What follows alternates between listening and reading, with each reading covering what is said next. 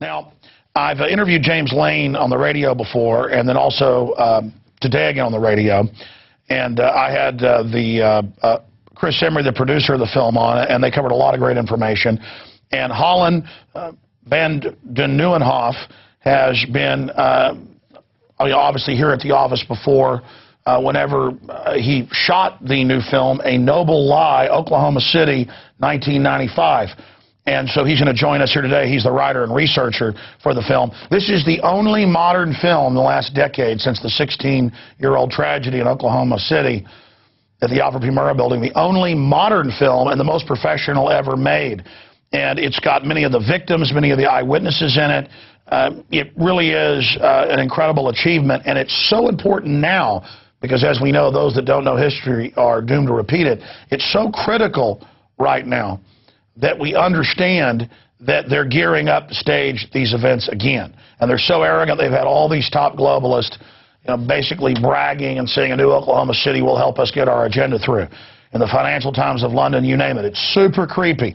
And so I want to encourage everybody to support the filmmakers, also the Infowars operation, but more importantly, get a tool to wake up others and to show your friends and family and to go to Infowars.com and get it, because if you order by Sunday night, we can guarantee it can be shipped out to you before Christmas. So Infowars.com or 888-253-3139, and then have viewing parties, show it to your friends and family so that they understand false flag terror, because if we expose that system, we checkmate the globalists where they cannot continue these Reichstagian self-inflicted wound operations. So again, James Lane, who is the director, and Holland, Van den Nieuwenhof, join us to break this down. Holland, every time I get you on, I butcher your cool name. Did I get it right the second time?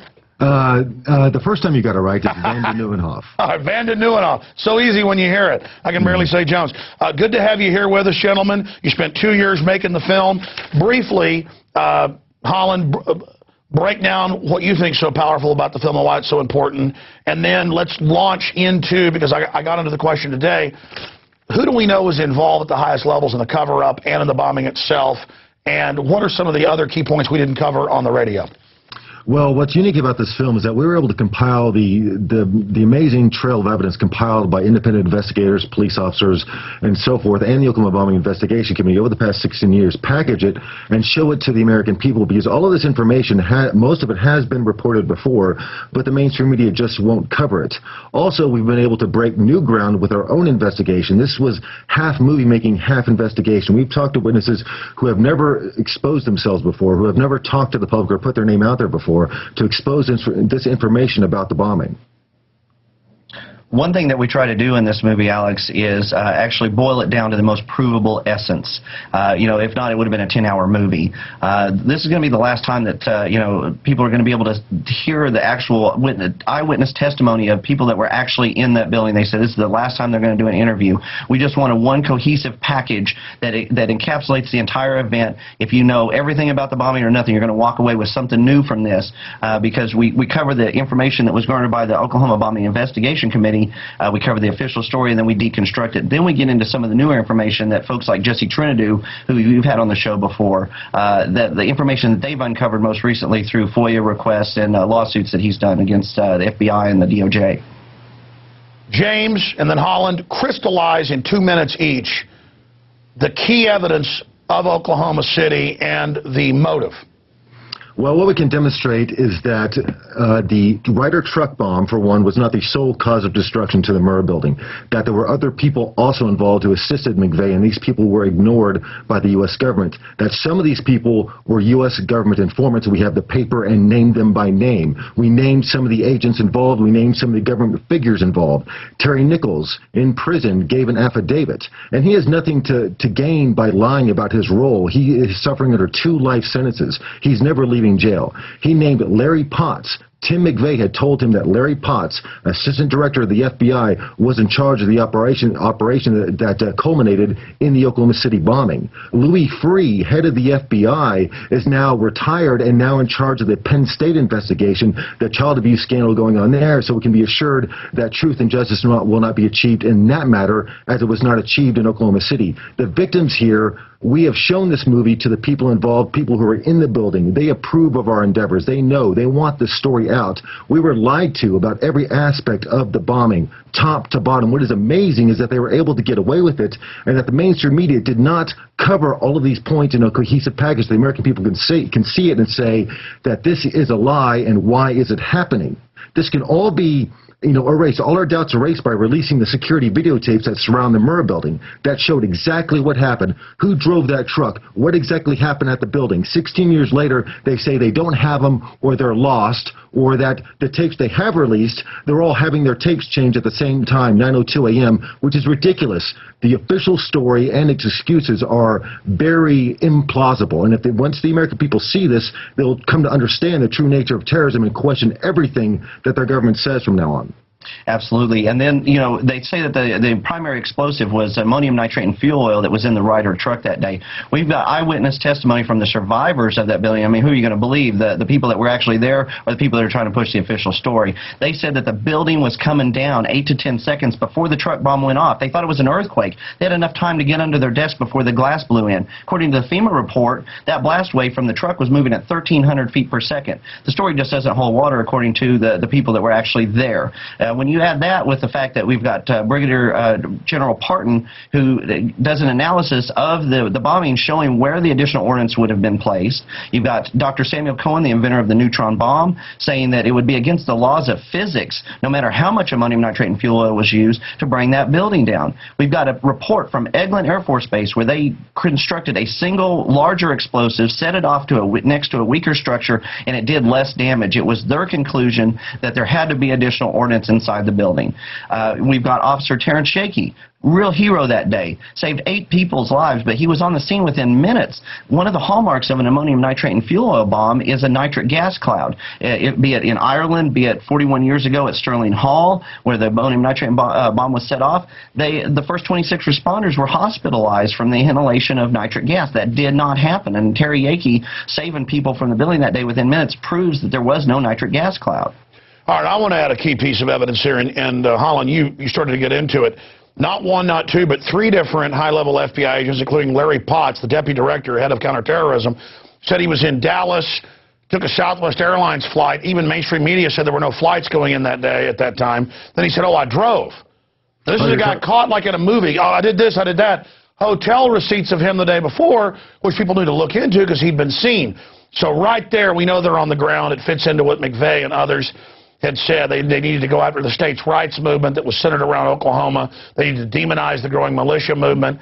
They needed to kind of cover up what had happened at Waco with the FLIR footage and the killing there that was coming out in Congress right at that time. Bill Clinton told USA Today on Air Force One right after being elected, he said, I owe my re-election to Oklahoma City. And now their advisors today, we covered on the radio.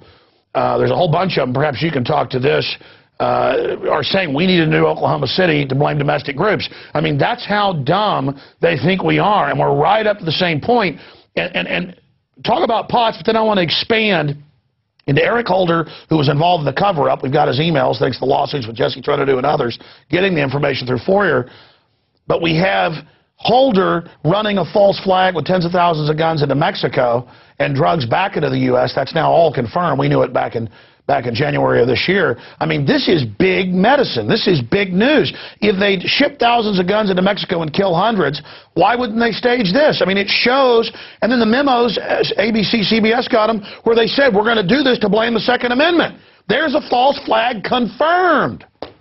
Exactly. Operation Fast and Furious is making the headlines right now, where it shows that the ATF is documented, along with the FBI, with shipping guns to Mexico. That has killed thousands of people. And Eric Holder, the Attorney General of the United States, responsible for enforcing the laws of the land back in 1995, he was in charge of the FBI investigation, the Department of Justice investigation into the Oklahoma City bombing, and in charge of the cover-up of the murder of Kenneth Trentadue in federal custody. We have his emails where he talks about the Trentadues and Trentadon'ts on how to cover up the story, and the Trentadue story led directly to Oklahoma City. So what you have in the headlines now is Holder implicated right now in a false flag operation that has killed thousands of people. Yeah, you're right. Let me stop you because the Mexican government and the U.S. admit over 2,000. You're right. It's not hundreds. It's thousands, and it's at least 6 cops and Border Patrol on our side. Please continue.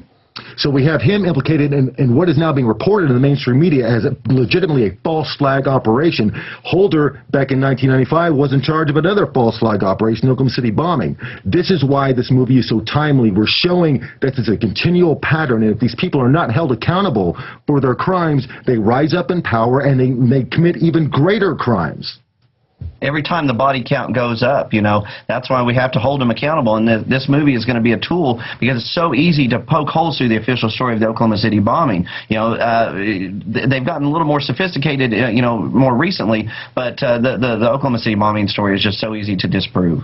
And the American people haven't seen it in this platform, just destroyed from top to bottom. It holds absolutely no water. And what we can conclusively prove with this movie, at the very least, is that the official story is a lie. All right, well, I want to give you guys about a 95 on film review, and I think I can only give one of my films a 95. I mean, I want to be honest with folks here reviewing the film that the information is 5 stars, 100%. The quality of the high-def footage has never before been seen. You know, we got the original TV tapes. Everybody just said grainy stuff.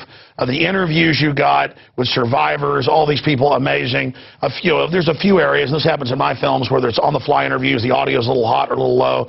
But overall, for your first film, I mean, it's just incredible, and it shows the passion that you guys brought to this. I mean, this is really a powerful film.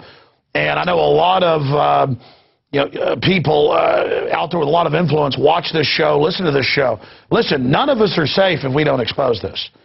So I mean, I just want to say people should get the film. I mean, it's not going to film festivals. It's not going through that whole route. It's right to the public, and it's up to the people for a noble lie to have the effect it should. I mean, if this got seen 35 million times for free online, I know soon it's going to come out online, like Obama deception has had, imagine how this would hurt the globalists, because their secret weapon is false flag. It is their go-to zeitgeist. We've got to take that weapon away from them.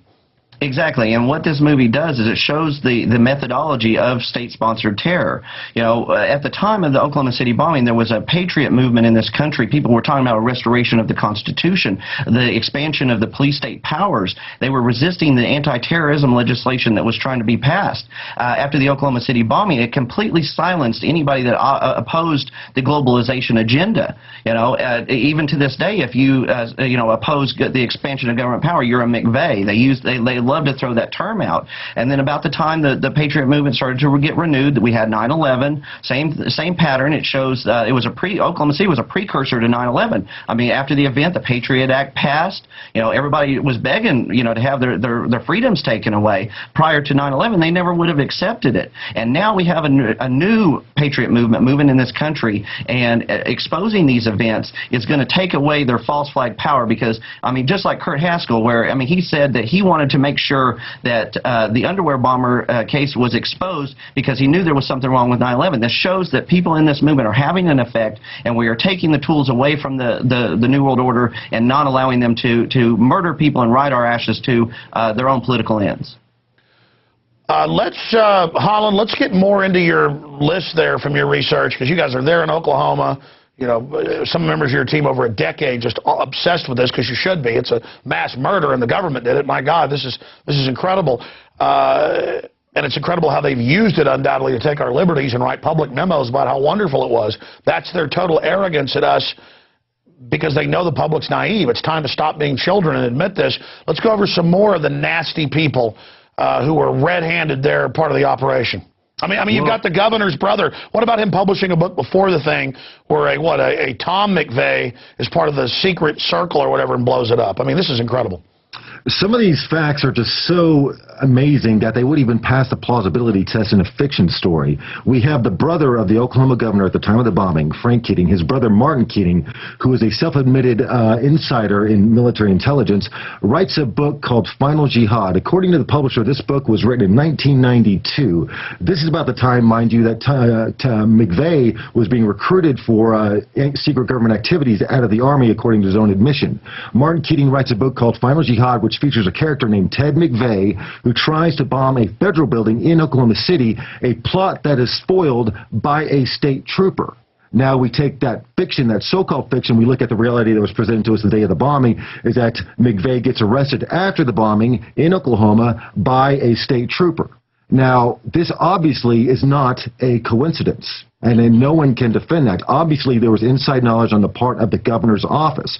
We have talked to people who have traced a call from the governor's office to Walter Reed Army Hospital.